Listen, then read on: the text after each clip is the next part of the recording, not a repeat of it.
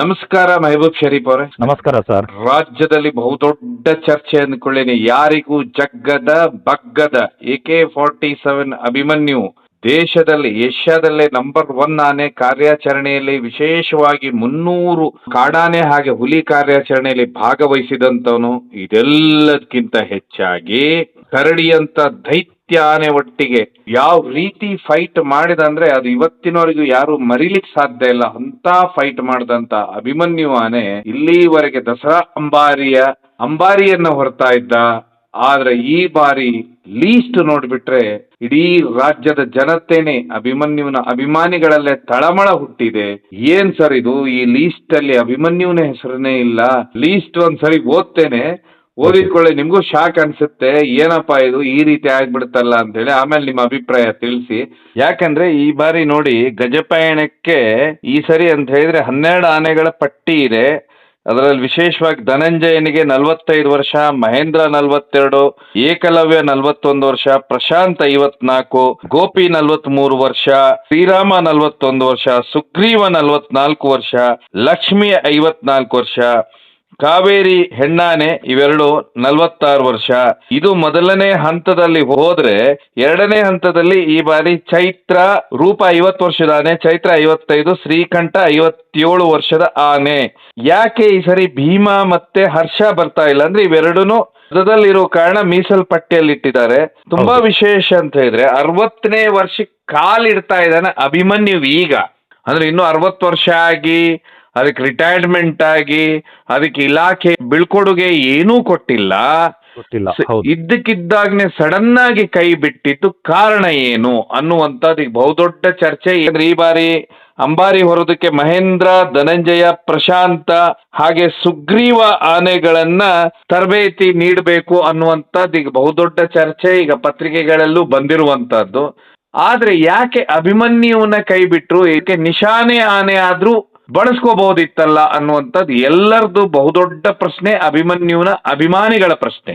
ಯಾಕಂತ ಹೇಳಿದ್ರೆ ಸರ್, ಇವತ್ತು ಏನಾಗಿದೆ, ಇವತ್ತು ಅಭಿಮಾನಿಗಳ ಪ್ರಶ್ನೆನೂ ಏನು ಅಂತ ಹೇಳಿದ್ರೆ ನೋಡಿ, ಇವತ್ತು 60ನೇ ವರ್ಷಕ್ಕೆ ಅಭಿಮನ್ಯು ಕಾಲಿಡ್ತಿರುವಂತದ್ದು. ಆದ್ರೆ 60 ವರ್ಷ ಮುಗ್ದಿಲ್ಲ, ಕಳೆದಿಲ್ಲ. ಆದ್ರೆ ಹೋದ ವರ್ಷ ದಸರಾ ಏನ್ ನಡೀತೋ ಅವತ್ತಿನ ಮಟ್ಟದಲ್ಲೇ ಅಧಿಕಾರಿಗಳು ಈ ರೀತಿ ಒಂದು ಹೇಳಿಕೆನ ನೀಡಬೇಕಾಗಿತ್ತು. ಈ ವರ್ಷ ಕೊನೆಯ ಒಂದು ಅಂಬಾರಿ ಹೊರುತ್ತೆ ನಮ್ಮ ಅಭಿಮನ್ಯು. ಅಂಬಾರಿ ಹೊರುವಂತ ನಮ್ಮ ಅಭಿಮನ್ಯು ಏನು ಬೆನ್ಮೇಲೆ ಏನ್ ಅಂಬಾರಿ ಹೊರುತ್ತೆ, ಅದನ್ನ ಕೊನೆ ಹಂತದಲ್ಲಿ ಆ ದಸರಾ ಹಬ್ಬನ ಜನಗಳು, ಅಭಿಮಾನಿಗಳು ಎಲ್ಲರೂ ಕೂಡ ಕಣ್ತುಂಬಿ ನೋಡ್ಕೊಳ್ಳೋರು. ಆದ್ರೆ ಬೀಳ್ಕೊಡುಗೆಯನ್ನು ಕೊಡೋರು, ಸನ್ಮಾನ ಕಾರ್ಯಕ್ರಮನು ಕೊಡೋರು, ಮತ್ತೆ ಅಭಿಮಾನಿಗಳು ಕೂಡ ಅದಕ್ಕೆ ಯಾರು ತುಂಬಾ ಇಷ್ಟಪಡ್ತಾರೆ, ತುಂಬಾ ಪ್ರೇಮ ಇದೆ ಅಭಿಮನ್ಯುಗೆ, ತುಂಬಾ ಜನ ಅದಕ್ಕೆ ಫಾಲೋವರ್ಸ್ ಇದ್ದಾರೆ, ಅಭಿಮಾನಿಗಳಿದ್ದಾರೆ, ಅವರೆಲ್ಲ ಕೂಡ ಸಂತೋಷನೂ ಕೂಡ ಪಡೋರು. ಆದ್ರೆ ಈ ವರ್ಷ ಕೊನೆಗೊಳ್ತು, ಅದಕ್ಕೆ 60 ಆಗ್ಬಿಡ್ತು ಅಂತ ಈ ಸತಿ ಕೊನೆ ಹಂತದಲ್ಲಿ ಅದನ್ನ ಕೈ ಬಿಡೋದು, ಶಾನಿ ಆನೆ ಆಗಿ ಆದ್ರೂನು ದಸರಾದಲ್ಲಿ ಭಾಗವಹಿಸುವಂತ ಒಂದು ಅವಕಾಶನೂ ಇಲ್ದಲೆ ಅದಕ್ಕೆ ವಯಸ್ಸಾಗ್ಬಿಡ್ತು ಅಂತ ಮೂಲೆ ಗುಂಪು ಮಾಡೋದು, ಇದು ಉದ್ದೇಶ ಪೂರ್ವಕವಾಗಿ ಮಾಡಿರುವಂತದ್ದ ಅನ್ನೋದು ಪ್ರಶ್ನೆ ಇವತ್ತು ಹುಟ್ಟಾಗ್ತಾ ಇದೆ ಸರ್.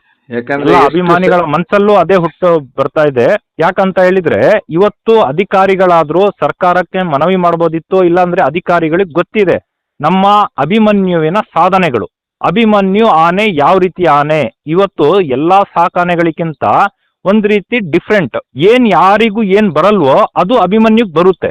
ಯಾವ ಕಾರ್ಯಾಚರಣೆಯಲ್ಲಿ ಎಂತ ಬಲಿಷ್ಠ ಆನೆ ಆದ್ರೂ ಯಾವ ಆನೆ ಕೈಲಿ ಆಗಲ್ವೋ ಅದು ಆ ಕೆಲಸನ ನಮ್ಮ ಅಭಿಮನ್ಯು ಮಾಡುತ್ತೆ. ಯಾಕಂದ್ರೆ ಇಲ್ಲಿವರೆಗೆ ಸರಿ ಸುಮಾರು 300 ಕಾರ್ಯಾಚರಣೆ ಮಾಡಿದೆ. ಇಡೀ ಇಂಡಿಯಾದಲ್ಲೇ ನಂಬರ್ 1 ಆನೆ ಅದು.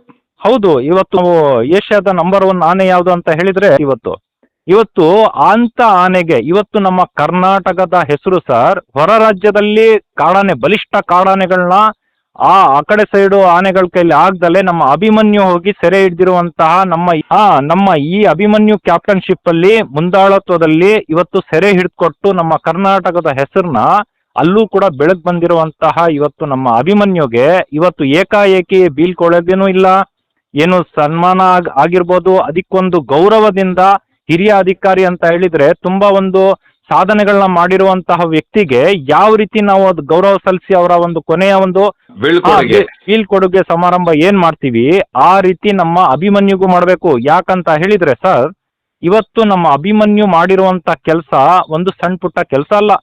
ಎಷ್ಟೋ ಅಧಿಕಾರಿಗಳ, ಸಿಬ್ಬಂದಿಗಳ ಒಂದು ಧೈರ್ಯ, ಒಂದು ಶಕ್ತಿ.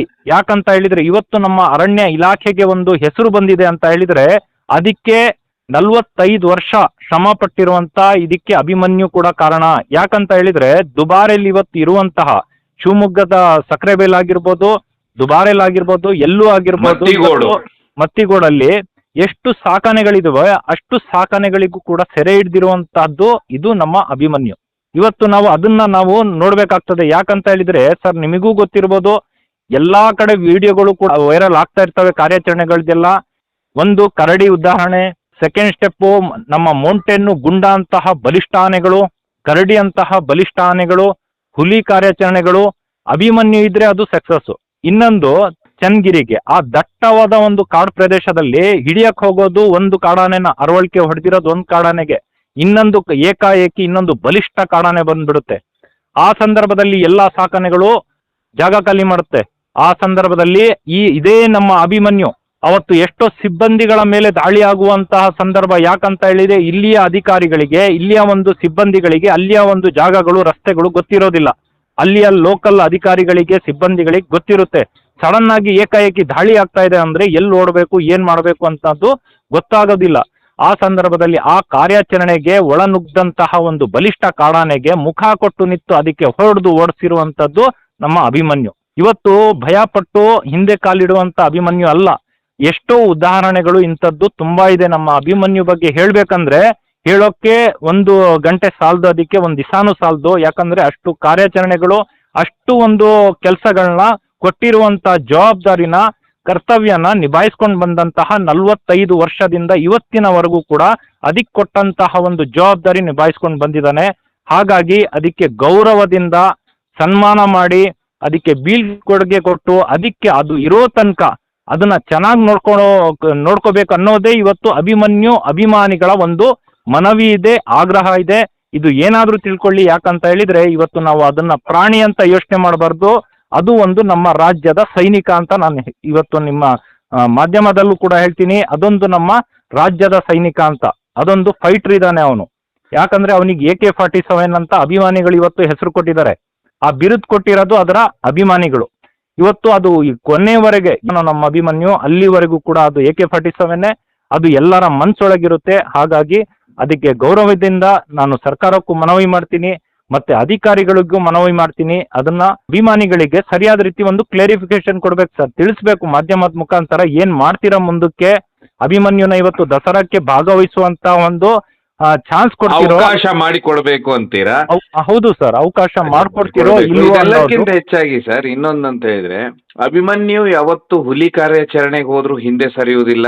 ಇಲ್ಲಿಂದ ಮಧ್ಯಪ್ರದೇಶ, ಛತ್ತೀಸ್ಗಢಲ್ಲಿ ಮನುಷ್ಯರನ್ನ 300 ಜನನ ಕಾಡಾನೆಗಳ ಕೊಂದಿರ್ತಾವ. ಆ ಸಮಯದಲ್ಲೂ ಯಶಸ್ವಿ ಕಾರ್ಯಾಚರಣೆ ಮಾಡೋದು ಅಭಿಮನ್ಯುನೇ ಆ ರಾಜ್ಯದಲ್ಲಿನೂ. ಕೊನೆ ಹಂತದಲ್ಲಿ ನಮ್ಮ ಅಭಿಮನ್ಯುನ ಆ ಒಂದು ರಾಜ್ಯದವರು ಕರೀತಾರೆ. ಆ ಸಂದರ್ಭದಲ್ಲಿ ಆ ಒಂದು ಬಲಿಷ್ಠ ಕಾಡಾನೆನ ಸೆರೆ ಹಿಡಿಯುವಲ್ಲಿ ನಮ್ಮ ಅಭಿಮನ್ಯು ಅಂಡ್ ಟೀಮ್ ಯಶಸ್ವಿ ಆಗುತ್ತೆ ಸರ್. ಅದೇ ರೀತಿ ಮಹಾರಾಷ್ಟ್ರ ಇರ್ಬೋದು, ಗೋವಾ ಇರ್ಬೋದು, ಎಲ್ಲಾ ರಾಜ್ಯದಲ್ಲೂ ಇವತ್ತು ಅಭಿಮನ್ಯು ಕಾರ್ಯಾಚರಣೆ ಮಾಡಿದೆ. ಯಾಕಂತ ಹೇಳಿದ್ರೆ ಆನೆ ಮನುಷ್ಯರ ಮಧ್ಯನೇ ಇರ್ತಿತ್ತು. ಹೌದು, ಇವತ್ತಿನವರೆಗೂ ಒಬ್ಬರ ಮೇಲೇನು ಯಾವುದೇ ರೀತಿಯ ಒಂದು ಚಿಕ್ಕದಾಗೂ ಗಾಯ ಮಾಡಿಲ್ಲ ಅಭಿಮನ್ಯು.